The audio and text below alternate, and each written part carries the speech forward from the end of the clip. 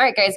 So we're going to be reading "How Much Land Does a Man Need," which is a wonderful short story about a man and the devil and sin and all that kind of stuff. Leo Tolstoy, a little bit of background on him. He was a very kind of well-off Russian writer who was very interested in the peasantry, in the kind of feudal stuff that was going on in Russia at the time. Feudal being the idea that you had wealthy landowners and then you had serfs who are people who were paid to work their land. And he was very interested in the kind of plight of the serf because it's difficult. He found that, or rather, he argued that the peasants found it difficult to work the land, but not actually see any benefit from it other than just kind of money, not being able to handle the product of the land as their own. And this is actually something they even talk about in the United States with like migrant workers, both in the like 1930s and 40s when we're dealing with largely like white American migrant workers, people from the Dust Bowl who were displaced because of the, kind of crazy weather stuff going on there, who lost all their money in their farms. So they then had to go work on other people's farms in California, to even migrant workers today, which we're seeing mostly from Central and South American countries. Okay. So we're just going to go ahead and get started. An elder sister came to visit her younger sister in the country. The elder was married to a tradesman in town, the younger to a peasant in the village. As the sisters sat over their tea talking, the elder began to boast of the advantages of town life, saying how comfortably they lived there, how well they dressed, what fine clothes her children wore, what good things they ate and drank, and how she went to the theater, promenades, and entertainments. The younger sister was piqued, which means she was like annoyed, and in turn disparaged the life of a tradesman and stood up for that of a peasant. I would not change my way of life for yours, said she.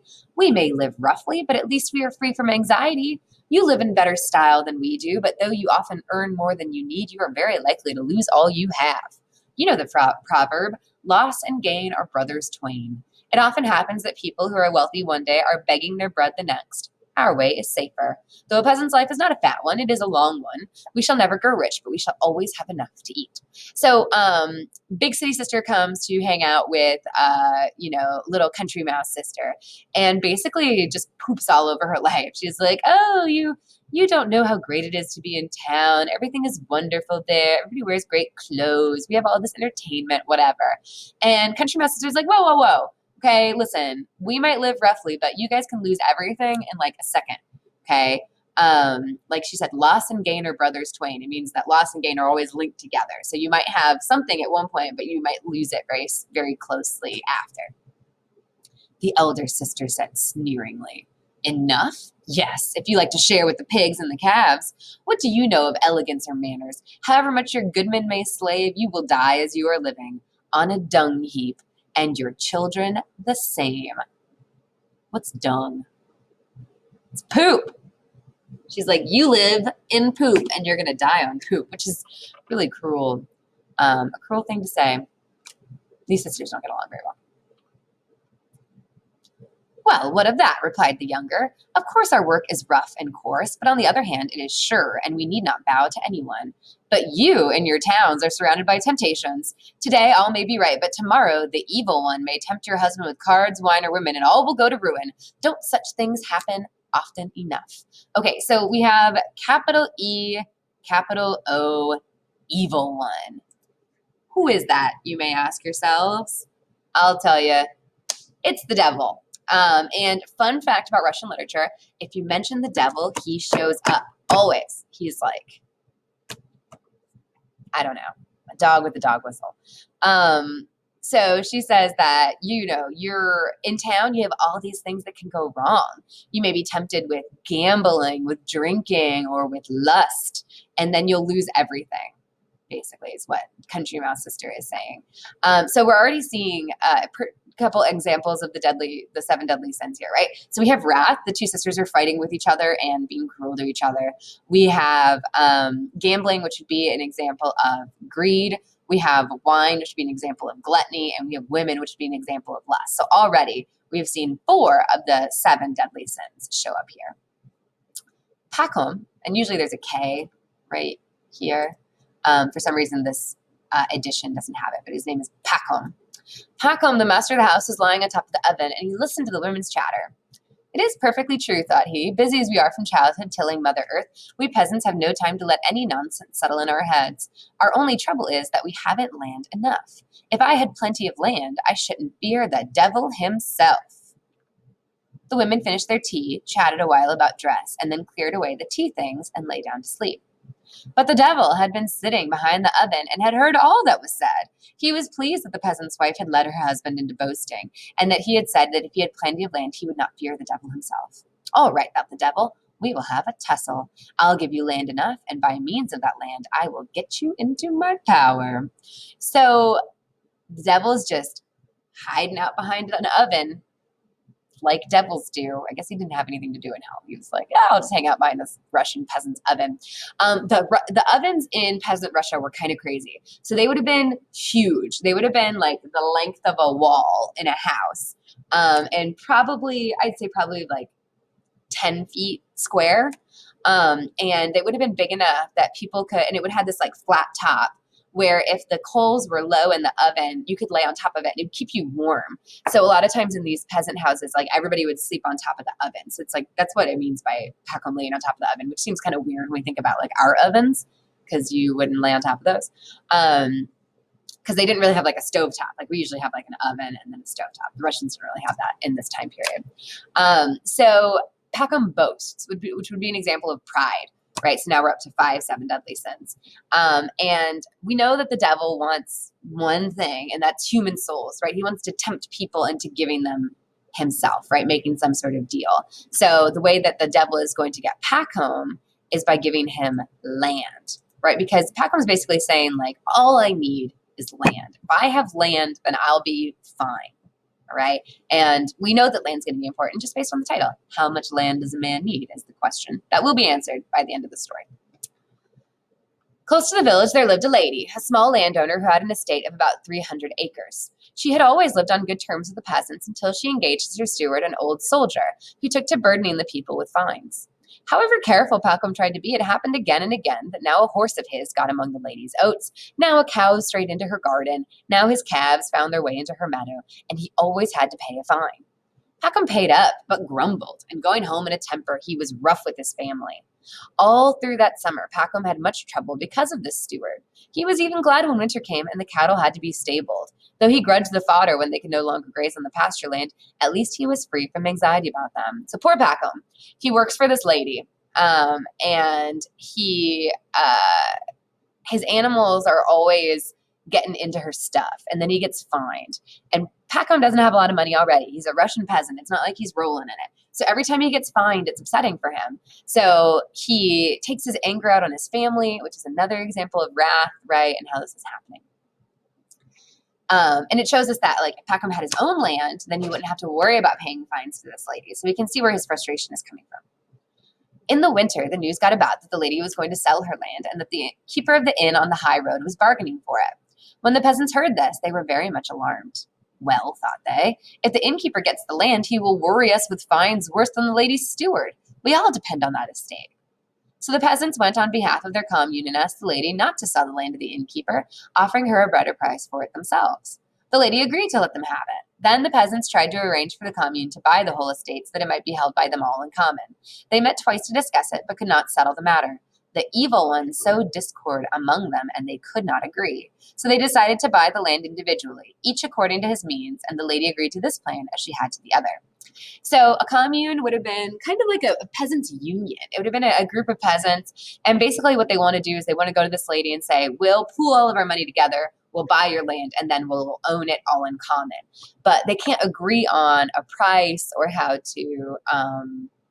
to divide it up or whatever, because the evil one is messing with them, right? So why would he be doing that, right? Why would he want to mess with the commune's plans? And it becomes pretty clear down here. So they decided to buy the land individually, each according to his means. So rather than buying together, they're going to just pay as much as they can and get as much land as they can for themselves. So I think it's important to the devil that Pacom owns the land himself. He doesn't own it with the commune.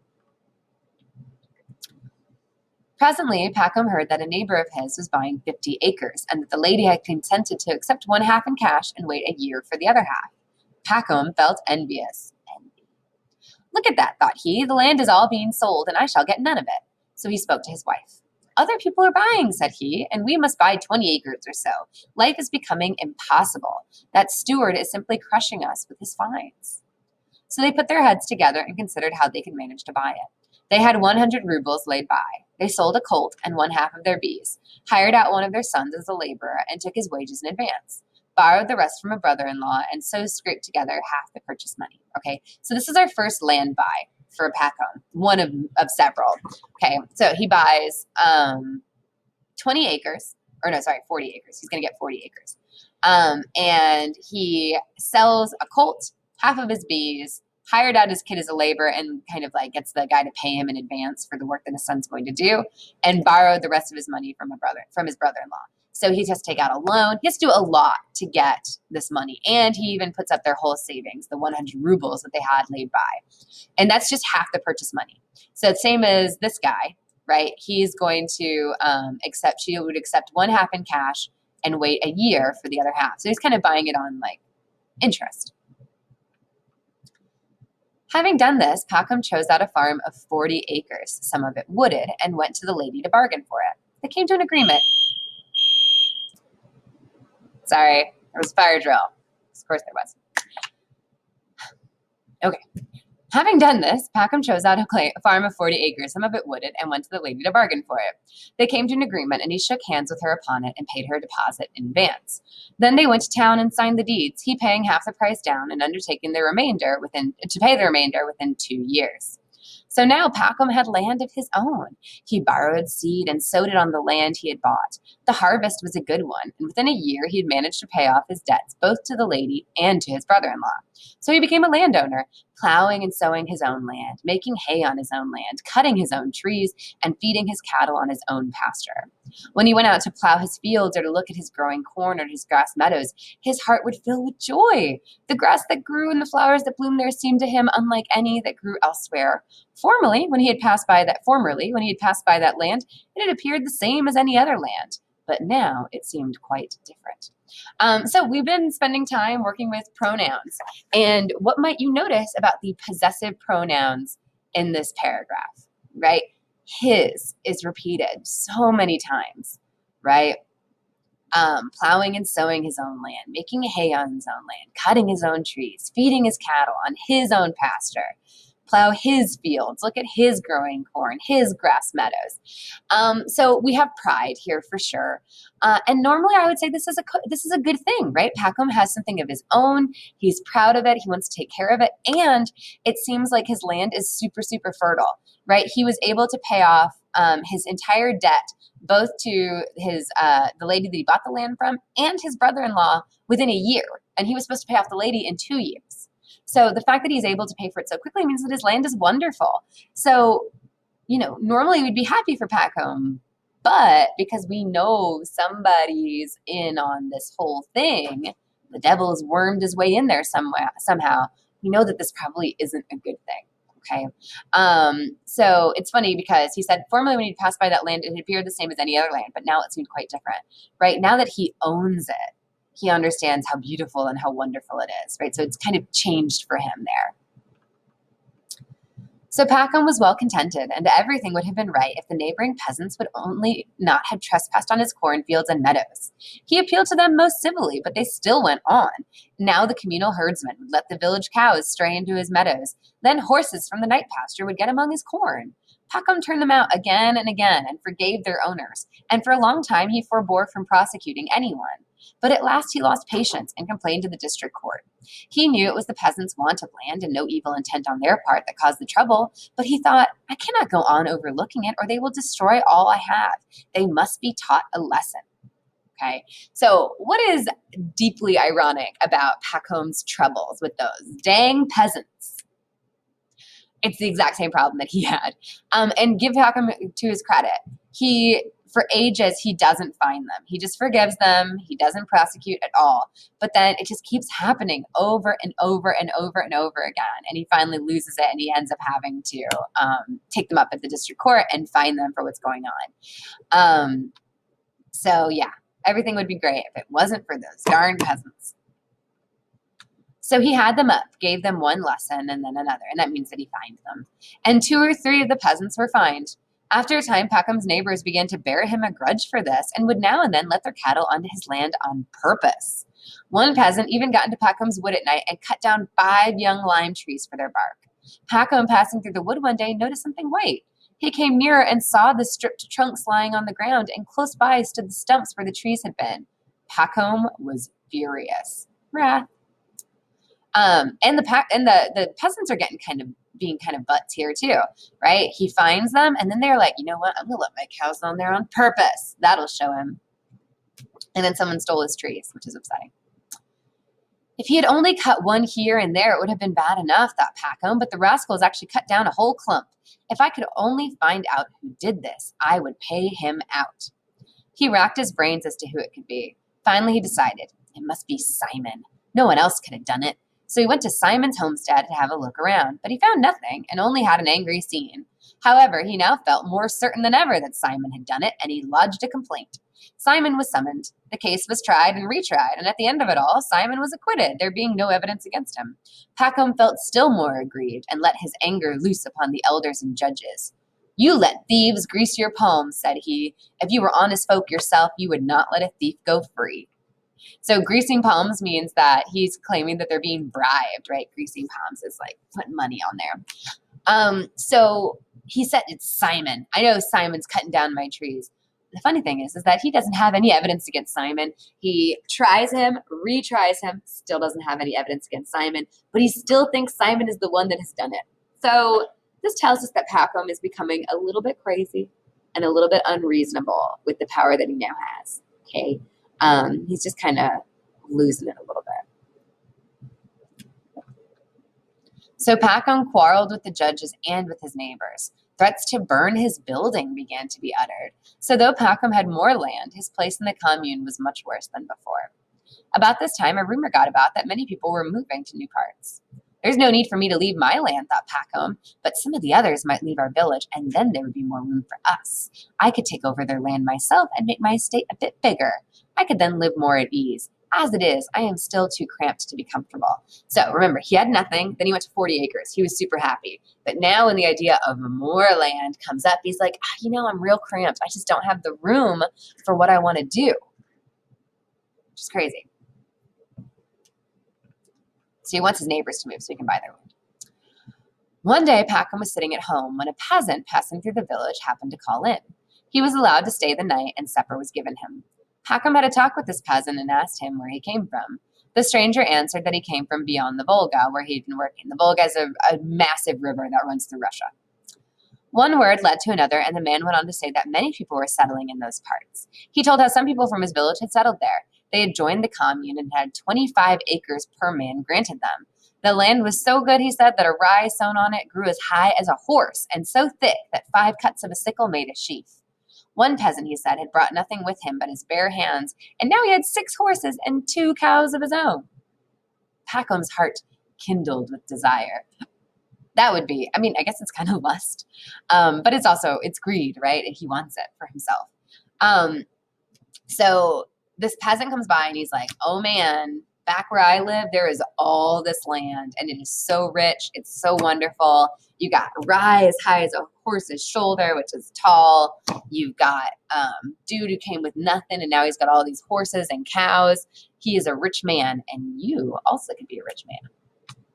He thought, why should I suffer in this narrow hole? His 40 acres has now become a narrow hole, even though that's the only thing he wanted. If one can live so well elsewhere, I will sell my land and my homestead here, and with the money, I will start afresh over there and get everything new. In this crowded place, one is always having trouble, but I must first go and find out all about it myself.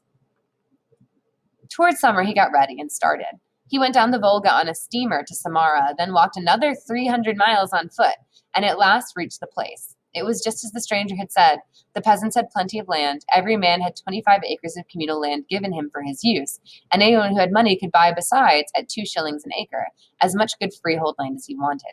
Freehold land means money or land that they could pass on to their children. Because if you didn't buy freehold land, then when you died, your kids had to buy it, or it would go back to like the bank, basically. So this is a really good deal. Having found out all he wished to know, Packham returned home as autumn came on and began selling off his belongings. He sold his land at a profit, sold his homestead and all his cattle, and withdrew from membership of the commune. He only waited till the spring and then started with his family for the new settlement. So this new settlement is really far away. Okay, he goes down the Volga, and then he says they walked another 300 miles on foot. So he's going probably 600 miles away. Russia's huge; it's massive. So he's going really, really far away, and he sells all of his stuff, and he just packs up and leaves. So the first time he buys land, Packham talks to his wife about it, right? They figure out together how they can buy it. This time, he doesn't discuss it with his wife at all. And I don't know about you guys and your parents, but I know that if my husband packed us up 600 miles and moved us without actually consulting me about it, I'd be real mad. So we can see that Packham seems to be caring less and less about his family and more about land, about what he can get. As soon as Packham and his family arrived at their new abode, he applied for admission into the commune of a large village. He stood treat to the elders and obtained the necessary documents. 5 shares of communal land were given him for his own and his son's use, that is to say, 125 acres, not altogether, but in different fields, besides the use of the communal pastures. Packham put up the buildings he needed and bought cattle. Of the communal land alone, he had 3 times as much as at his former home, and the land was good corn land. He was 10 times better off than he had been. He had plenty of arable land and pasturage, and could keep as many head of cattle as he liked. So, for this new land deal, right? So for the first one, it was 40 acres plus all that stuff. This time, he just has to stand treat to the elders, which basically means that he buys them gifts, he feeds them, he gets them drunk, he entertains them, and they let him join the commune. So he gets 125 acres for this. You'll note, though, here that it's not all one big lump of 125 acres. It's kind of spread out because there's lots of people here. At first, in the bustle of building and settling down, Packham was pleased with it all, but when he got used to it, he began to think that even here he had not enough land. The first year, he sowed wheat on his share of the communal land and got a good crop. He wanted to go on sowing wheat, but had not enough communal land for the purpose, and what he had already used was not available, for in those parts, wheat is only sown on virgin soil or on fallow land. It is sown for 1 or 2 years, and then the land lies fallow till it is again overgrown with prairie grass. There were many who wanted such land, and there was not enough for all, so that people quarreled about it. Those who were better off wanted it for growing wheat, and those who were poor wanted it to let to dealers so that they might raise money to pay their taxes.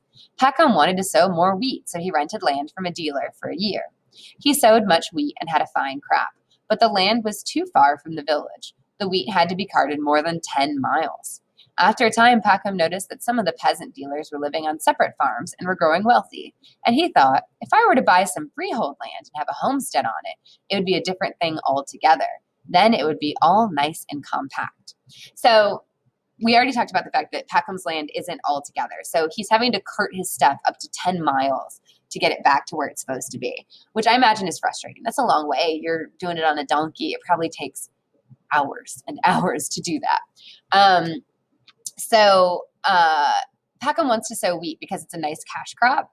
But the problem is because of crop rotation, he can't plant it over and over and over again. Basically, you can plant it for 1 or 2 years, and then you have to let it lie by itself. You have to let the land just grow grass so that it replaces the nutrients, because there's certain crops that suck out nutrients and certain crops that suck out different nutrients but put other ones back in. So with crop rotation, you try to find complementary things. So you might plant something that puts lots of nitrogen into the ground, and then the next time you plant, you might plant something that sucks up a lot of nitrogen but put something else back into the ground that is good for the other kind of plant. But for Packham, it's just frustrating because he can't plant what he wants. The question of buying freehold land recurred to him again and again. He went on in the same way for 3 years, renting land and sowing wheat. The seasons turned out well and the crops were good, so that he began to lay money by. He might have gone on living contentedly, but he grew tired of having to rent other people's land every year and having to scramble for it. Wherever there was good land to be had, the peasants would rush for it, and it was taken up at once, so that unless you were sharp about it, you got none. It had happened in the 3rd year that he and a dealer together rented a piece of pasture land from some peasants, and they had already plowed it up when there was some dispute, and the peasants went to law about it, and things fell out so that the labor was all lost. If it were my own land, thought Packham, I should be independent, and there would be none of all this unpleasantness. So he's been renting land so he can plant wheat, but, stuff happens, and it doesn't always go well. So Packham began looking out for land which he could buy, and he came across a peasant who had bought 1,300 acres, but having gotten into difficulties was willing to sell again cheap. Packham bargained and haggled with him, and at last they settled the price at 1,500 rubles, part in cash and part to be paid later. So we have another land deal. 1,300 acres for 1,500 rubles. Seems like a pretty good deal. They had all but clinched the matter when a passing dealer happened to stop at Packham's one day to get feed for his horses. He drank tea with Packham and they had a talk. The dealer said that he was just returning from the land of the Bashkirs, far away, where he had bought 13,000 acres of land, all for 1,000 rubles. Packham questioned him further, and the tradesman said, "All one need do is make friends with the chiefs. I gave away about 100 rubles worth of dressing gowns and carpets, besides a case of tea, and I gave wine to those who would drink it, and I got the land for less than 2 pence an acre." And he showed Packham the title deed, saying, "The land lies near a river, and the whole prairie is virgin soil," which means that it's never been planted on, which is like a farmer's dream. So Packham, all of a sudden, he's about to make this deal with this other peasant, and then he hears about the fact that you can get 13,000 acres for 1,000 rubles, and he's like, "Why the heck would I pay 1,500 rubles for 1,300 acres when I can get 10 times that for the same amount of money, for less money?" Packham plied him with questions, and the tradesman said, "There is more land there than you could cover if you walked a year, and it all belongs to the Bashkirs. They are as simple as sheep, and land can be got for almost nothing." So he's calling the Bashkirs dumb, basically. There now, thought Packham. With 1,000 rubles, why should I only get 1,300 acres and saddle myself with a debt besides? If I take it out there, I can get more than 10 times as much for the money. Packham inquired how to get to the place, and as soon as the tradesman had left him, he prepared to go there himself. He left his wife to look after the homestead and started on his journey, taking his man with him. They stopped at a town on their way and bought a case of tea, some wine, and other presents, as the tradesman had advised. On they went until they had gone more than 300 miles, and on the 7th day they came to a place where the Bashkirs had pitched their tents. It was all just as the tradesman had said. The people lived on the steppes by a river in felt-covered tents. They neither tilled the ground nor ate bread. Their cattle and horses grazed in herds on the steppe. The colts were tethered behind the tents, and the mares were driven to them twice a day. The mares were milked, and from the milk, kumis was made. And kumis is like a fermented milk that basically makes it alcoholic, which sounds horrifying, but was pretty standard for like drink for like people that were living on the steppes, which is the plains in Russia. It was the women who prepared kumis, and they also made cheese. As far as the men were concerned, drinking kumis and tea, eating mutton, and playing on their pipes was all they cared about. They were all stout and merry, and all summer long they never thought of doing any work. They were quite ignorant and knew no Russian, but were good-natured enough. So here I want to kind of compare and contrast the Bashkirs versus Packham, right?